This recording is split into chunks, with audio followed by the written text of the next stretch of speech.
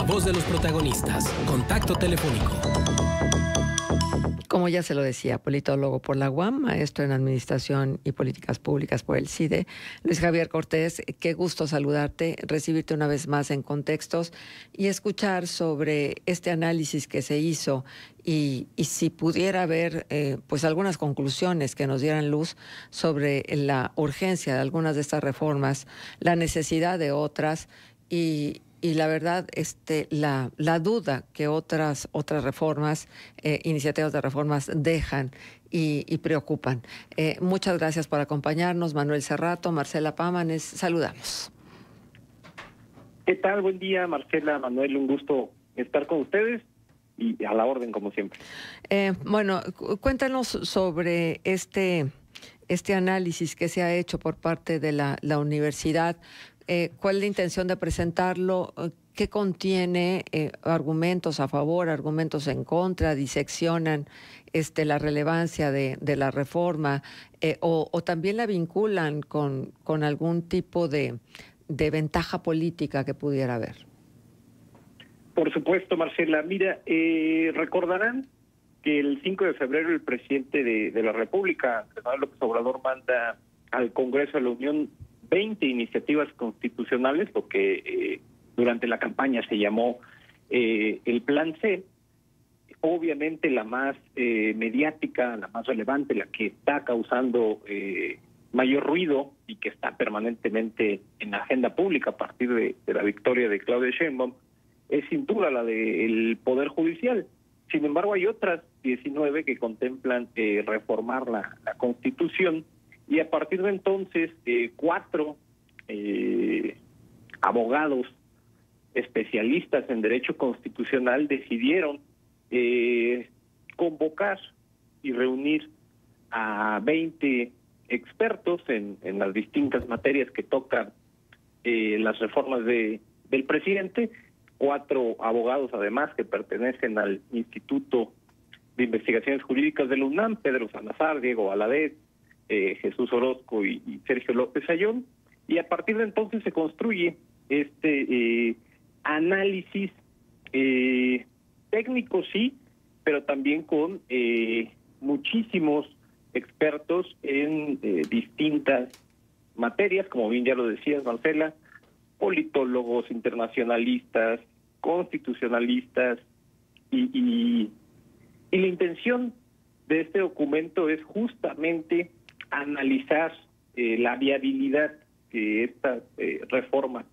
pueden provocar y el impacto en la vida cotidiana realmente de los mexicanos. En mi caso me toca escribir acerca de la reforma constitucional en materia de salud, que básicamente lo que pretende es agregar un párrafo al cuarto constitucional donde diga que el Estado debe garantizar intervenciones quirúrgicas, medicamentos y atención médica integral. Uh-huh.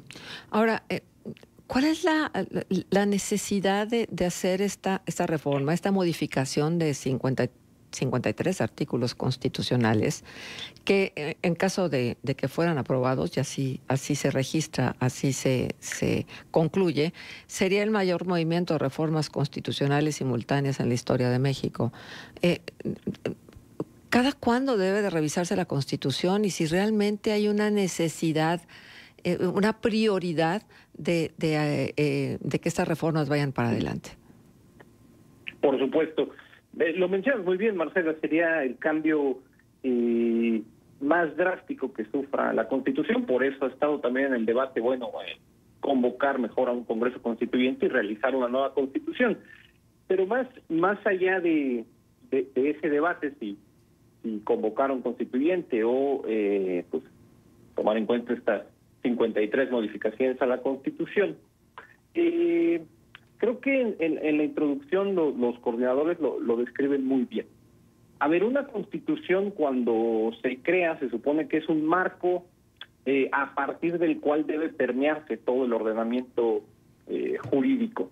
Es un documento matriz, digámoslo así, de valores compartidos en la sociedad, donde a partir de entonces pueden realizarse las leyes, las normas, las modificaciones legales correspondientes. Sin embargo,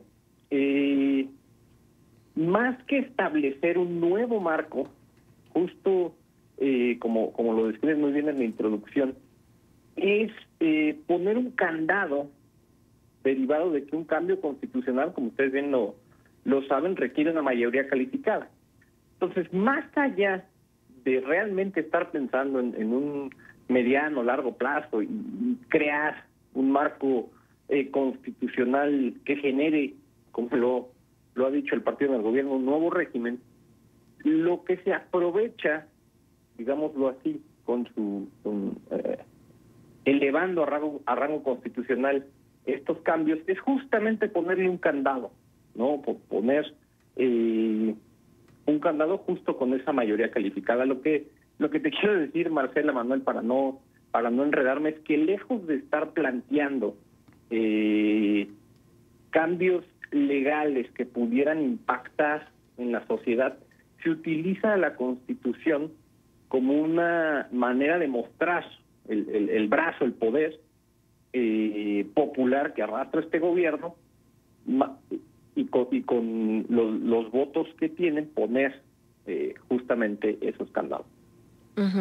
O sea, realmente esto se trata de la concentración del poder en manos de un solo hombre, que en este caso es el presidente de la República, o realmente dónde van a incidir de manera preponderante estas 53 modificaciones a 53 artículos de la Constitución, en la calidad de vida de los mexicanos, en que el Estado de Derecho realmente sea materia viva y no materia muerta.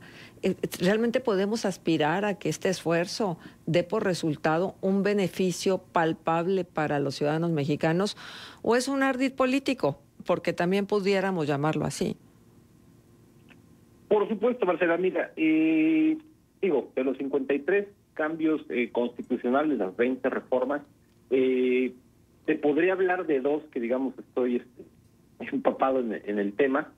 Una es, obviamente, la reforma al Poder Judicial, donde ayer se presentaron los números de encuestas, y parece que la sociedad comparte que es necesaria una reforma al Poder Judicial. Ahora, la esencia de esa reforma es la elección directa de ministros, jueces y magistrados. Esa experiencia ya se ha vivido en Latinoamérica, se está viviendo, de hecho, en países como Bolivia, y desgraciadamente lo único que demuestra es que se ha perdido más confianza en el poder judicial de aquel país con la elección directa de esos puestos. ¿Por qué? Porque simplemente la gente confía en que eligiendo a ese magistrado, a ese juez o a ese ministro, simplemente por ese hecho ya va a funcionar la justicia en el país. Se requieren, obviamente, reformas de mayor calado, de mayor diseño institucional, precisamente para generar esa confianza en las instituciones de justicia. Eso es la experiencia de Bolivia, y hay un texto al respecto de un análisis comparativo muy interesante.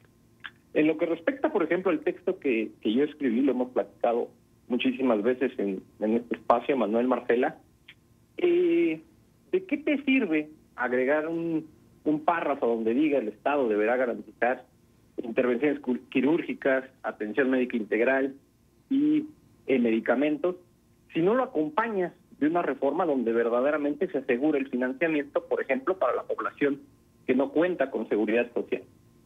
Es decir, son cambios legales redundantes que no están acompañadas de una verdadera sustentabilidad en el tiempo, no solo financiera, sino de diseño institucional, de política pública, de diseño organizacional, que permite efectivamente que esos cambios legales se reflejen en la vida cotidiana y tengan un impacto verdaderamente positivo en la sociedad mexicana. Luis Javier, con el gusto, como siempre, de conversar contigo.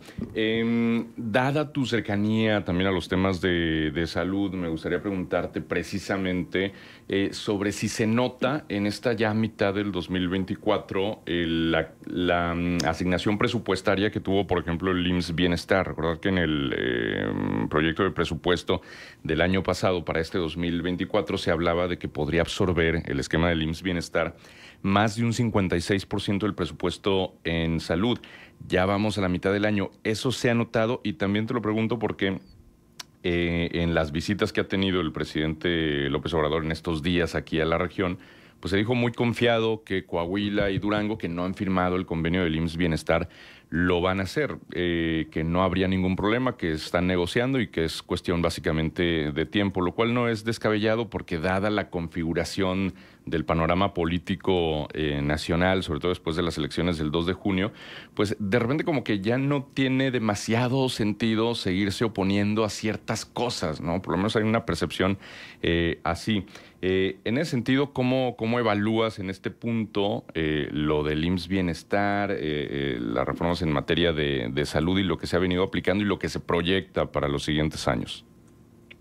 Por supuesto, Manuel, un gusto saludarte. Sí, efectivamente, como bien lo comentas, parece que Coahuila y Durango, y hay que sumarle a Yucatán, se integrarán al IMSS Bienestar, es decir, ya serán 26 de 32 estados los que pertenezcan a este organismo público descentralizado, que lo único que ha realizado, y hay que decirlo así, por eso hablo tanto de la redundancia en mi texto, incluso ayer que estuve debatiendo en X con muchos usuarios por esa palabra.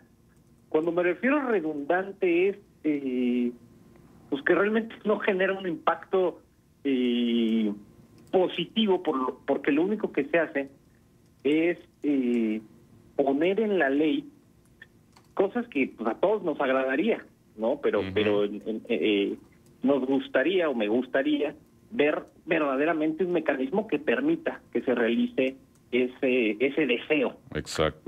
Y lo digo así porque justamente lo dices muy bien. En el discurso decía, bueno, el OPD IMSS Bienestar va a reunir, va a concentrar más del 56% del presupuesto de salud de todo el país. Eso no es mentira, por supuesto que lo va a realizar. Ahora, la pregunta aquí es suficiente ese presupuesto? ¿Ha habido mecanismos para aumentar ese presupuesto? La respuesta concreta es que no.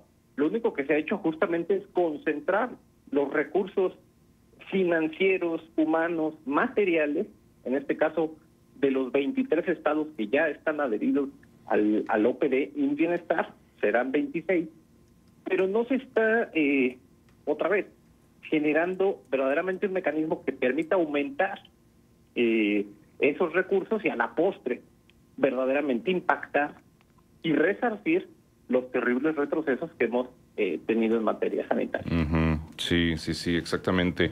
Sí, porque es uno de los grandes pendientes, ¿no? El tema de la salud pública y cómo se ha deteriorado ese servicio en los últimos años. Muchos dirán, bueno, tampoco es que era perfecto en el pasado. Pues no lo era, ¿no? Sin embargo, bueno, pues es algo tan sensible que tiene que ser prioritario en la agenda, la mejora de la infraestructura hospitalaria, el dotar y garantizar los servicios, porque efectivamente, como lo dices, de nada sirve añadir ese párrafo de que el Estado está obligado a prestar estos servicios, cirugías y demás, si no se acompaña de un mecanismo que garantice la asignación presupuestal, la buena aplicación de recursos precisamente para cumplir con ese objetivo. ¿Qué más en materia de salud tenemos que estar pendientes, Luis Javier? ¿Cómo está el panorama en ese rubro? Por supuesto, Manuel, mira, hay algo muy interesante que tal vez no está en la agenda pública y tal vez salga de ella por la propia dinámica que trae hoy el Poder Judicial. La reforma que da paso a que el IMSS Bienestar, el OPD IMSS Bienestar, pueda recibir directamente los recursos PASA que reciben los 23 estados adheridos, está impugnada esa reforma, está en la Suprema Corte de Justicia, derivado de que, como ustedes recordarán, incluso esa reforma, perdón que me desvíe, incluso esa reforma es la que da paso a la desaparición del INSABI. Si ustedes recuerdan, hubo muchísimas inconformidades porque fue una reforma aprobada al vapor en los congresos. De hecho, fue el último día de sesión de abril del 2023, hace más de un año. Todavía se sigue en litigio y puede que se eche para atrás, aunque, bueno, derivado de las condiciones, digamos, con las que está trabajando el Poder Judicial, incluso las presiones públicas, mediáticas, es probable que se olvide. Pero es interesante porque podría echarse para atrás, digamos, el proyecto insignia en cuestión de salud. Y otra, sin duda, Manuel, más allá de esos cambios legales, es el abasto de medicamentos, el funcionamiento de la superfarmacia ubicada en el Estado de México, la contratación que ha prometido el OPD Bienestar de manera permanente de los recursos humanos, pues las plazas para los trabajadores que de manera muy injusta durante más de 25 años han trabajado bajo un esquema de honorarios o de contratos eventuales. El Bienestar ha prometido que los va a basificar, y justo esa es la principal promesa que se le hace a los gobiernos de los estados cuando deciden adherirse. Hasta el momento, bueno, no se han creado ese tipo de plazas, continúan los contratos eventuales y hay que estar muy atentos a ello. Oye, Luis Javier, yo quisiera que nos pudieras decir, a propósito de la reforma que contempla el sistema de salud, quisiera preguntarte si en otros estados, donde los estados sí se han adherido al IMSS Bienestar, hay un servicio de calidad, si se le compara uno a uno, es decir, en camas de hospital, en servicio de hospital, en medicamentos, con los estados que no están adheridos. Mira, justamente recientemente el Instituto Mexicano de la Competitividad sacó un estudio muy interesante donde muestra justamente que estados no adheridos es donde hay un mejor servicio. En el debate, seguramente no lo recordarán porque hubo muchísima información, pero Claudia Sheinbaum hablaba del nivel de confianza del IMSS Bienestar. Sin embargo, hablaba del programa, no del organismo público descentralizado. Pero a ver, aquí la clave, Marcela, y hay que reconocerlo, es que si bien el Seguro Popular demostraba mejores indicadores en cuestión de cobertura, en cuestión de atención, en cuestión de abasto de medicamentos, en cuestión de consultas, sin lugar a dudas sí generó una disparidad en la manera en que se otorgaban los servicios para la población sin seguridad social, derivado de que, bueno, la rectoría del Sistema Estatal de Salud era responsabilidad del gobierno del Estado. Eso generó, bueno, que, por ejemplo, en Yucatán hubiera un tipo de servicio, en Oaxaca otro, en Guerrero otro, ¿no? A partir de entonces, justo lo que demuestra este estudio del INCO es que estados como Guanajuato, el propio Yucatán, el propio Nuevo León, el propio Jalisco, que Jalisco es un tema muy interesante porque su sistema estatal, es de rectoría del gobierno jalisciense, pero otorga servicios regionales prácticamente a sus vecinos como Colima, Zacatecas, Michoacán. Es decir, los estados que ya de por sí traían un andamiaje, una buena calidad en los servicios, continúan elevando esos servicios, ese nivel de atención. Y por el contrario, los estados que han decidido adherirse al OPD Bienestar, pues derivado de toda esta incertidumbre, de toda esta falta de claridad en torno a cómo se pueden ejercer los recursos, han quedado rezagados, derivados de que no se tiene aún ese plan para homologar la calidad de los servicios por lo menos en esos 23 estados que han decidido adherirse. Ahora, Luis Javier, ¿qué opinión te merece que ayer mismo el presidente reclama a los expertos de la UNAM por meterse a publicar un análisis técnico y además critica el modelo del ITAM y acusa que expertos salieron con línea a dar su opinión sobre el paquete de reformas que se envió al Congreso, incluida la del Poder Judicial, ¿no? Y además este otro aspecto que tiene que ver con que la misma universidad emitió un posicionamiento sobre la publicación del análisis tras el reclamo del presidente por meterse, ¿no? La UNAM dijo que era a título personal y que entonces de alguna manera no comprometía a la instancia universitaria. ¿Qué opinión te merece esto? Sí, me río porque justo ayer me decían mucho, bueno, por metiche, ¿no? Como dice el presidente, por metiche, por estar opinando. Pues mira, Marcela, en primer lugar, creo que un análisis de cualquier tema del que se hable, sea una reforma constitucional, sea un tema que está en la agenda pública, sea una declaración que hace el presidente en su conferencia matutina, un decreto, qué sé yo. Siempre un análisis de la calidad de que publicó el Instituto de Investigaciones Jurídicas enriquece la discusión. Eso hay que decirlo. Es preocupante que el presidente exprese esas palabras de un estudio técnico que, como él mismo mencionó, ni siquiera quiso continuar leyendo o no leyó, porque lo que está planteando la presidenta o la virtual presidenta electa es justamente abrir el diálogo, por lo menos en la reforma judicial. Entonces uno, cuando escucha al presidente expresarse así de este esfuerzo técnico, en el que debo decir que en lo personal, y estoy seguro que los otros y otras participantes en este esfuerzo, ninguno recibió línea, hubo total libertad para escribir los textos. Justamente el presidente, al expresarse así, pues echa por la borda el intento de diálogo, de unidad que está, por lo menos desde sus declaraciones, intentando presentar la virtual presidenta electa. Y es cuando uno se cuestiona, bueno, ¿para qué va a haber foros en el Congreso al respecto de la reforma judicial si no están dispuestos siquiera a escuchar o a leer unas opiniones que no es que se esté en contra o a favor per se de una reforma constitucional presentada por el presidente López Obrador? Lo que se intenta es justamente, bueno, a ver, tal vez compartimos el diagnóstico en lo personal y en el texto lo expreso.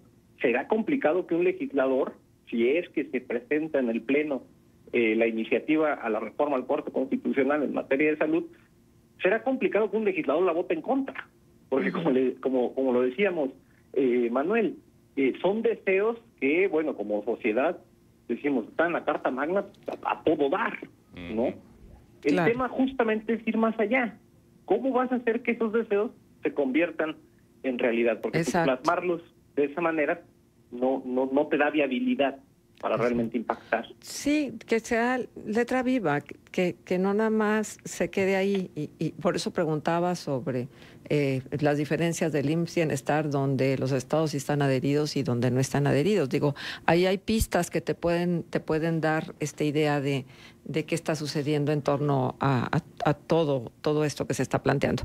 Pues bien, Luis Javier, ha sido muy, muy importante tenerte en un día como hoy con nosotros y que nos hayas traído este análisis de las 20 reformas constitucionales presentadas por AMLO en febrero pasado, un esfuerzo publicado por el Instituto de Investigaciones Jurídicas de la Universidad Nacional Autónoma de México. Muchísimas gracias por tu presencia. No, hombre, el gusto es mío, Manuel, Marcela. Siempre un placer platicar con ustedes y con su amable auditorio. Gracias. Gracias, Luis Javier. Un abrazo. Un saludo.